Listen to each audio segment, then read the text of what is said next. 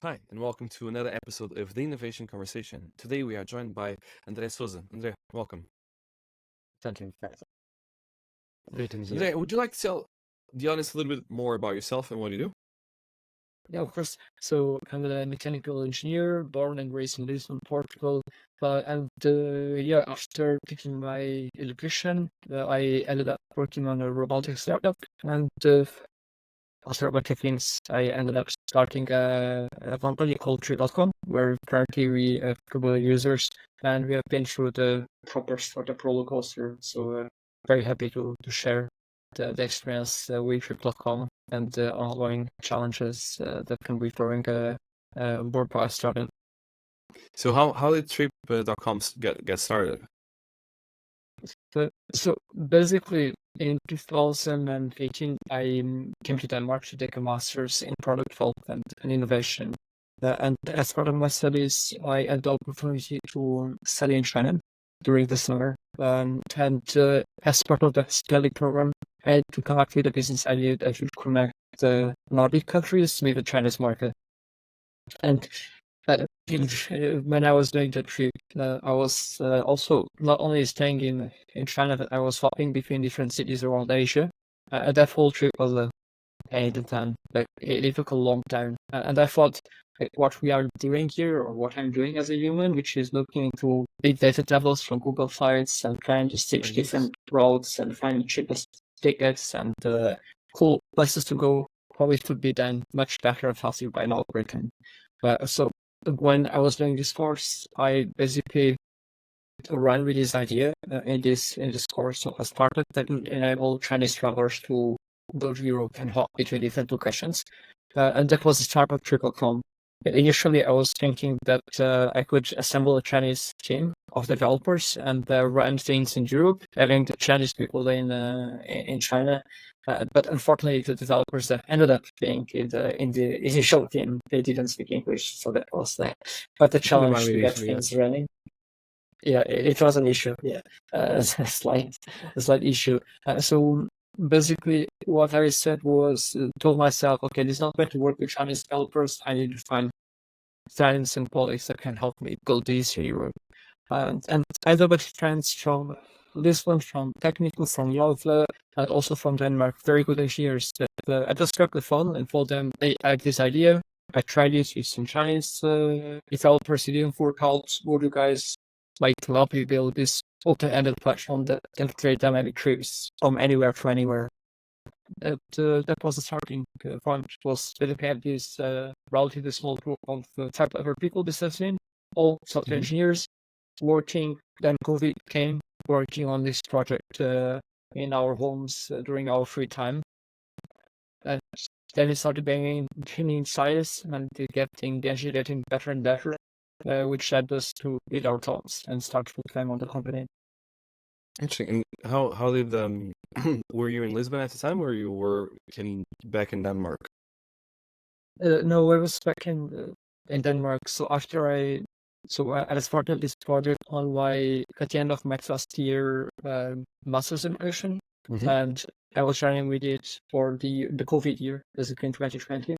And then I started working for the university in Denmark as a research assistant, doing something totally different with concept materials research, lecturing students, but still keeping basically the pet project in a way on site with my colleagues, and we would have weekly meetings about Trip.com and work slowly on the project. And then it got to a point where, like, the engine was getting really good recommendations. It was also mainly because at that time, flight tickets were very cheap. So the engine, it could come up with a bunch of combinations, and actually it was like amazing because it was super affordable. But we felt that the combinations that were suggested by the engine were pretty good. So we had something to go crazy, basically, at without house. And that's what we did. Myself and our CTO, Elio, he was working for a startup in Portugal. He decided also to quit his job together with another Danish colleague, and we had no money at the account, basically. And we just had the wheel of trades working something that would enable people to travel much easier and go to places that they wouldn't be expecting if it wasn't by our recommendations. how hard? I mean, I'm assuming at some stage you went and got some funding to continue this, or you're Yeah, completely self-funded. no. Actually, from the starting point, I remember my first pitch about Trip.com was in China. I was pitching to a group of investors. They asked for basically 40,000 euros for, it was like a 15% stake or 25% stake in the company. So from the get-go, I was trying to raise money for the project. We just didn't get money. So we had to, especially during COVID times, someone wanted to invest in a travel project. So we just had to basically bootstrap and do things by ourselves.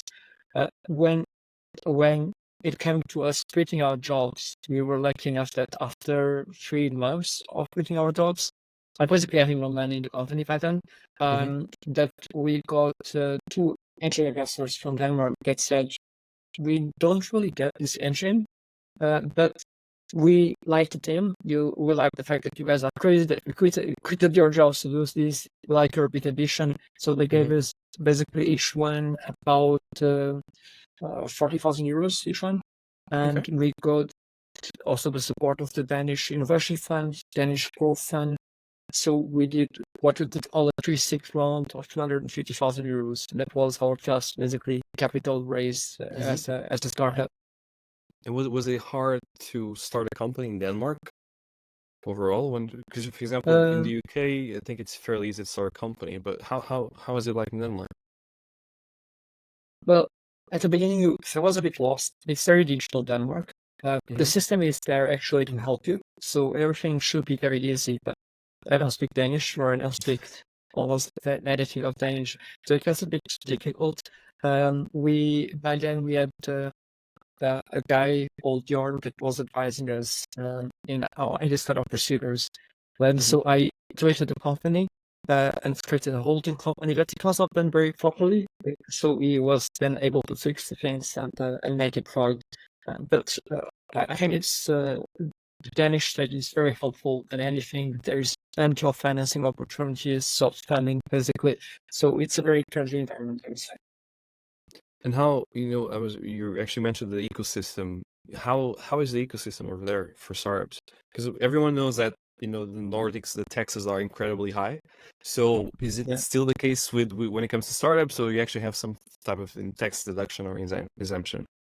Well, a funny fact is that at least for salaries, taxes are very much in line with what you paid in Portugal. Actually, it's the same. Okay. And with the added benefit that things in Denmark are just easier. If, for example, as an employee, I said my monthly wage is 3,000 euros. This is how much I'm going to spend. For Andre, it's 3,000 euros. While in Portugal, you pay 3,000 euros, but actually you are not going to pay 3,000 euros. You're going to pay much more because you have all these taxes. So all that sense, I think the system is very straightforward. And at the end of the day, you end up with 45-50% almost tax.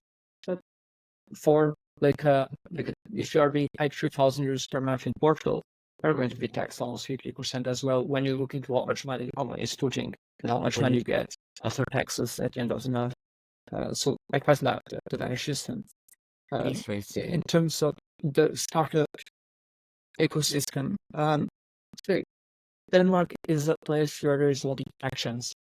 So people don't feel stressed. There is never the pressure to basically what he's going to not I graduate or what happens if I get half withdraw. I think people at the easier life, and that feels like sometimes, and this is a generalization on the startup culture that many people don't go into startups because why would I do so? Why would I risk all the headaches and uncertainty when I can have a certain life with a very well-paid job in a big company? However, I think within any country that there is 1% or 2% of people that are crazy in a way, but also very eager to create their own things and to just basically build something from scratch. I don't find that those kind of things, they are incredibly smart. They have an extremely good education that is very technical in many things, and they excel. And that's why I think you see many Danish unicorns or some decent Danish unicorns that have an impact. Interesting. And do you think that, people over there, you mentioned they're not very risk prone and that they actually don't see the point in joining a startup in the first go. But is the government trying to change that overall? Like, are they giving out Absolutely. grants and stuff like that? So basically, so the Danish government side, you have two mechanisms. You have the innovation fund. The innovation fund, they have basically one reasonably big program, which is called the Initialer, where you are actually paid to be on your own startup. So you are paid, you can get 2,000 euros per month to be on your own startup. So talk about the Danish security. They found a way Sounds pretty basically good. to insert the Danish security into the system. No equity, you will ask Mhm. you nothing, will be when you're being subsidized basically by this program. And that was the program that we got when we started, which was wonderful for us because it enabled us. We were a mixture of Portuguese people, Danish people. It enabled the team all to come together in Denmark. So we had two people from Portugal that were under this program, basically being paid by the government to work on the company, which was really lovely. And then the second mechanism is the Danish Growth Fund, which will basically end out loans with quite Mhm. favorable conditions for Danish startups. Actually, will pay it back if you have to go bankrupt before that. But it's quite friendly conditions, and they have been supporting also local companies. But these are the two main, basically, supporters, like when we talk about bigger finance, Innovation Fund and the Growth Fund. It's pretty good. I mean, if you're able to launch a startup and you're already getting paid by the government a salary, it's a very good deal because in the beginning there's never any revenue coming in unless you're extremely likely you actually have an amazing product market fit. So I Yeah, mean, it's one I of think everyone those wants to move. moments. Yeah, Everyone's gonna move it's there. one of those moments where you see you're paying almost 50% tax because somewhere. It's like the Yeah. same with our education. If you study in Denmark, uh, as a Dane, you are also going to be paid by the state. And that's about 800 euros per month after taxes. So it's Mhm. pretty good that you are paid. It's about every month of our education. So at least you see some argument is to produce that needs be used to student degrees, stable spelling, and also to boost your innovation. That makes sense. And tell me about Trip. I mean, you guys launched in 2020. We're talking about this, and then we kind of went um Yeah. off track a little bit. And how is it going now? Because you're still up and running. So I'm assuming the last what 4 or 5 years have been fairly successful. The website looks amazing. So yeah, how is it going right now? Yeah, thank you. Just suppose the range conversations. So in 2023, at the beginning of the year, we raised around 700k euros. That round is what was with the VC, so it was more like a deal round in a way. Nice. Because that angel investors and again the growth fund also supporting us. So to go back a bit with what was our initial idea with Triple.com and how it turned out to be. Our initial idea was we want a place where first the engine knows all the flights, all the trains if possible, and a lot of the balances stay there for the whole year. So it doesn't matter where you are in the world as a user, the platform should know from now till the next year what are the different possibilities for you to travel from any location to any location. And this has been the first basically cornerstone for us, is have a very complete picture of what are the possibilities and roles for all the world. And the second cornerstone is this very big data set. How can we do smart combinations that are likely to interest users? So basically, I can grab a flight from Lisbon to Copenhagen, and that flight can cost 200, 300 euros. Is that a good deal? Is that something that I push to Chicago? This is something that is actually interesting. That has been like our second big, basically social ethics and social work, is how can we have an engine that stitches different tickets with relation in a way that detects it with its users. We started with this vision, and then I think I started also realizing that it didn't come as part of the initial pitch, but this, I think algorithms decide what I'm going to basically digest as a human is becoming very mainstream. Like back 10 years ago, I would go to YouTube and I would search for things, I would search for cat videos. Now I go to YouTube And the algorithm, I never see for anything unusual. The algorithm is understanding who I am and suggesting things for me. So that does become the big goal for Trip.com, displaying the technology for the travel industry is able to understand who you are as a consumer and give you the travel suggestions that are likely to interest you. So that has become our main focus. And because of that, that's why we created such an open platform where you don't need to input dates, you don't need to input where you want to go, any sort of back budget or restrictions. Like the platform will just find what is likely interesting to you. Interesting. And how are you doing? Like, I'm assuming there's a lot of machine learning, a lot of AI also running on the background. How Yeah. how hard was it to get that started and implemented from day one, I guess? Yeah, I think you start in a simple format, which is very tough in the travel industry because they're like the main barrier to entry is how are you going to get the flight data? How are you going to get the train data? Because there is no single platform where you can just take that data from and use it. So those were some of our initial difficulties. It required basically quite a decent sized team. So we have basically a dominant travel developers working full-time on the project. And it requires analytical integrations, it requires scraping different sources, it requires taking data from different companies so that we can build this very big data set. When we talk about our big data set, we are talking currently about more than 70 million flights, trains and buses that every day basically we need to keep updated. So without exaggerating, in a month will take billions of data points to update basically this 17 million flights, trains and buses. So in terms of infrastructure, is highly expensive. And then there is a lot of groundwork then to create this very big system. And then in terms of the recommendation algorithm, it's kind of this problem where to keep good recommendations, you need customer data, right? Yeah. And to get customer data, you need a good product. So at the beginning, we did a lot of assumptions of like what would be likely to interest people, and we were replacing those assumptions by our deep learning model that is understanding based on our big customer data what are needed patterns in terms of conversion, in terms of what is interesting people to click, to basically change trips, like all of these different user behaviors. Interesting. It's a fascinating market you're in because I guess there's been platforms like this for quite some time, but I don't think they've gone that deep into what the possibilities are for the travel industry, right? I'm thinking, I don't know, Kayak or something like that, which I'm sure is one of your competitors, but at the same time, I don't think they do half of what you do, so it's quite interesting. Like the industry is formatted in a funny way. This idea talked about how having a super travel platform, finding the best combinations, being quite open. It's nothing new. It's in one of the old worlds in the travel industry, but it has never been done. And I think there are two main reasons for it never has been realized. The first reason is just various rankings. Kind of as a startup, the amount of developer hours, the amount of complexity that you need to build to create something like this is just crazy. Like you basically have been working on this for more than 3 years, right? And there's still a lot of things to be done. And the second thing is that the industry has been formatted in a funny way. So you mentioned Kayak, like the Sky Scanners, the Google Flights, they don't sell flights. They are what is called a meta search platform.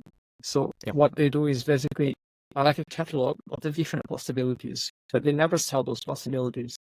Who sells the flights is what is called online travel agencies, like Booking.coms, eDreams, and these all travel platforms, with the exception of Booking.com, have generally not been very good at creating a brand for themselves. What they've been very good is understand the dynamics of the meta search and be able to give and build which titles at the right time, at the right place to travelers. So the dynamic has been you have the anonymous OTAs many times that are giving their flight content to the meta search, which is the sky scanners, the kayaks, and people go to the meta search, they buy the cheapest flight in the meta search, and they really don't care if they are buying it in Trip.com, in eDreams, or Poldo, whatever is the website, they just care about the cheapest. So from this setup, there is not a lot of incentive for innovation. So that has been the second problem, is that the meta search, they just need to basically be that catalog. They can be a bit open in terms of catalog, but at the end of the day, they are heavy by the OGs to send people there. And the Yeah. OGs, their innovation needs to be on being very good at leading. And this is a totally different quality from what we have at Triple.com, where we actually need to be in the wells showcasing things to the customer, understanding what is likely to work with them without them doing searches, and then also doing the transactional part of selling and holding them as customers. I guess I always like asking this question, which is when you're building this and the journey you have been on, what was the hardest thing and how did you overcome it? Because I'm sure you had like really, really rough days, and then what way do you go over and past that? Well, it's a good question. We defend a lot of hardship, but still, even though we passed a lot of years after COVID, like travel is as far as very investors, we're a bit afraid. There have been a lot of startup trailers in this vertical. And so we reached a point in the beginning of 2023 where we had basically zero money in the bank account. We were not paying ourselves as founders for quite some time. And things were basically 6 months late with our round. And I think that's the moment where we told ourselves, like, hey, we have focus, we'll survive anything that people throw at us or that we hate way door.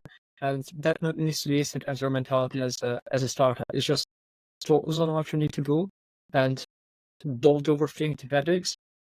Just live day by day, do your stuff, aiming, keeping your focus as it is. Don't disperse, don't go crazy.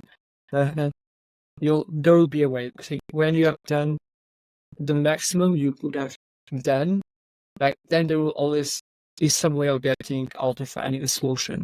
I think that's the same principle why we did our first round. You could have raised on day one. That should actually be a good outcome. Like if you can raise, that's how legendary is how to know the fascinator, you can outcome. Just do the maximum you can, and then what things will happen. And I think when you reach a point where you say, like, yeah, I've done everything, I cannot improve anymore, I just need this to happen, then if you do things right, it will happen. It will happen. So have a little bit of faith. And how, on a personal level, how do you manage those moments?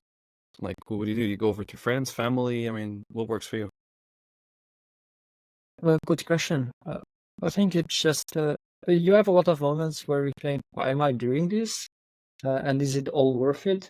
But I'm very focused on work, and if there is something to do, I want to do it. So it's just like, I set myself to do this, I'm going to do it. Doesn't matter what is wrong, what happens, we'll give it a try. And sometimes it's just out of stubbornness, like you have said, I'm going to do it, so you need to do it. Basically, that's like, it has been your goal from the beginning, so we'll keep up on it. So that's sometimes the driver. I get the stubbornness. I think every founder needs to be incredibly stubborn. Needs to listen, but also be incredibly stubborn, because you're gonna get a lot of no's. You need to be able to say, you know what, I'm still gonna push ahead with this because I feel like doing it. So the amount of people that have told us is ridiculous already, it's not going to work. Even people from the industry say, like, this doesn't make any sense, like, it's going to be impossible to build such an engine. How are you going to get that? Like, do you know what you're getting yourselves into? And you need to act as stubbornness. Like, if you actually done your own work and you think this is going to work, then you also will need to be stubborn and ignore the noise. yeah, that's I think that's always the trickiest thing. I talk with a lot of founders and investors, and one of the key thing that is, at least for investors, that I say is I always look at the team first. Not so much the idea. I look at the team, because they might be onto the wrong path, but if they have the right attitude, they're going to be able to pivot. And then when you talk with the founder, the ones that are normally very successful are the ones that started with one idea and end up with a completely different idea, but they've grown so much in that process that they actually, made them who they are, and that's the person you want to invest in. But it's 100% a journey. It's very hard, isn't it? Yeah, and you also need to balance very well you being stubborn, because you need to be stubborn sometimes, but also being able to hear what others have to say, because sometimes you're not right, you're totally wrong, so you need to also balance that. And I think a big problem that I've seen with startups and with founders that if if they get them things right, then they think they are the holy grail of the startup founders, and then Yeah. like it just totally destroys the company, because then people start having egos like, oh, I'm the visionary, I know so much about this, so I'm right, and I'm going to be stubborn. So it's I think be stubborn about some of your initial ideas. If you think it might work as a founding team, be stubborn about it. But there are so many internal decisions of based on the where you also cannot be stubborn. So it's a very delicate balance. And you know, when you're talking with investors, what do they normally say in terms of the progress you guys have made and the way they see the market? Are they super excited about it, or on the contrary, they keep on throwing objection after objection? It depends a lot. I think there are investors that will never be satisfied. Like we had a lot of investors back in the day saying get to 20K MRR and they will fall. Hey, it won't surpass that. But if I come to them right now with our MRR, which is much, much bigger than what they were asking, they will always have an excuse to say, well, actually, great progress, but there is going to be something. With investors, I think the ones that work with us, I think the uncomplicated ones that say, I like this, but let you go through it. So that's the best investor that you can have, is someone that gets to know you as a person, get to know the team, and say, yeah, I feel good about this, I want to do it. Now, you know, how do you reach out to those investors? Because that's always a tricky thing, I think. Is there a Yeah, magical good formula question. you found that no one else has found, or? Well, the first semester was super random because we were walking on this startup chair in Denmark, and there's this very old guy that looks into me at the airport. He's solid, and he's saying like 20 t-shirts, and how did you get a drink upon name? And we start telling him the story, and we go for a beer, and the whole thing happens from there. So it's totally random, but we have to be at that point at that startup chair. So we have to basically leave resonant in a way, and be out there on an agent. Sometimes like this, other times like possible one of our chairman of a very good advisor. It was just anything working saying, hey, I know that you're an authority in this industry. I would love to meet you and talk about this idea.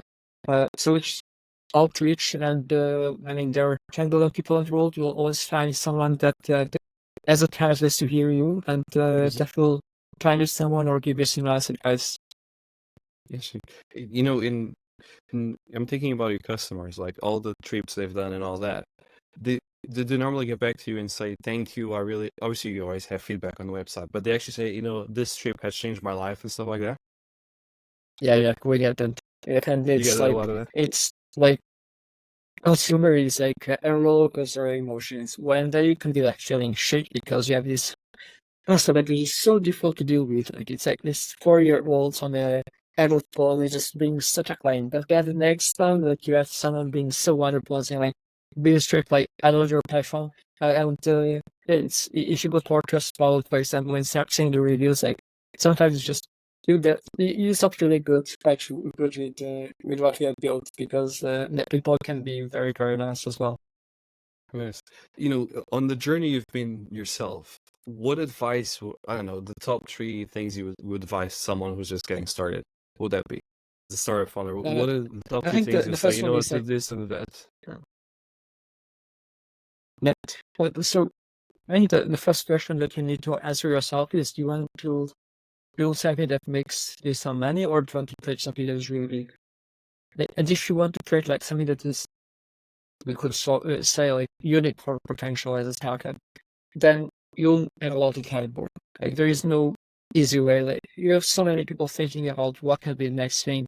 If it was that easy, other people left on it. So you need to answer very well as an individual. How am I going to pull this off, and why? That others haven't been able to come up with. If you're going for the big shot, like you can also go for like a small shot that's like produce a large language model and create some nice thing that makes you some money. But tell me, it's not like a startup per se, because it's not like the big shot. It's not a big dream. If you want to go for the big shot, you need to answer why, and are you really willing also to put to work the crazy work for you to be able to build this? Because it's not going to come easy. The second one is like no excuses. I hear some other people saying, "Oh, I don't know how to code. I don't know how to do this." How many million students are around you, like in Europe, that are very willing to build something together with other students? Like a ton of them, and you can find a ton of qualified people that just want to get some experience. And if you don't have a big ego and you actually are reasonable to deal with, you'll find a lot of people and you can build a great team that can do anything that you want to imagine. So it is like no excuses from the personal side. Oh, I need money to outsource, like raise money to outsourcing developers. Like check off. Like you should be doing this in home. You should be doing it properly with your own team. So this would be my second advice. Well, the third one, I think I already talked with a lot, so maybe these two podcasts are really nice. Okay, I got an interesting question, which is, what was your favorite trip so far? Good question. I think this one I have right now in China, so this one was pretty elite. But so we basically went from Copenhagen to Vienna, Vienna to Abu Dhabi, Abu Dhabi to a city I forgot the name in Uzbekistan. Then traveled in 3 cities in Uzbekistan, went to Kazakhstan, grabbed a bus to the land border in China, visited 4 cities in the north of China, and now we are in Xi'an. So it's a cool trip. We have done many trips, like trip.com style, also created by Battery.com, that are very centered on these hopping also. Like, I don't want to stay 15,000 in a place, I want to be hopping, exploring different places. So we have like a plethora of adventures and crazy situations from these 12 trips. Now a completely different topic, which is, what's the best advice you can give for someone going on such a trip? So nothing to do with business, but just like, what advice would you actually give them? This trip of No, I guess when we're actually on the trip, what advice would you give them? yeah, they're not. That's the thing that I hate planning. That's why I created trip.com. If like I would either have to found it or ask my wife to plan things in the location. For me, just like I bring everything in one backpack because that's what allows me to travel for 3 low cost carriers. And believe me, you can fit everything for 1 months in a backpack. So that would be my advice for you. Just if you want to save, bring a backpack and that's it. Okay, I think we should do a YouTube video just with you packing your bag, so people can actually see how that works. Because I know a lot of people that go 3 days and they bring the whole house with them. So yeah. And we have customers like you, they need like 60 kilos of luggage to bring like the stuff for their 3-day trip, and just so that doesn't compute to me. Yeah, that's hard too. So, Andre, if people want to reach out to you, how can they do so? LinkedIn is the best. That's the easiest, and just add me there and text me and I'll reply to you. Okay, sounds good. Andre, thank you so much for your time. I really appreciate it.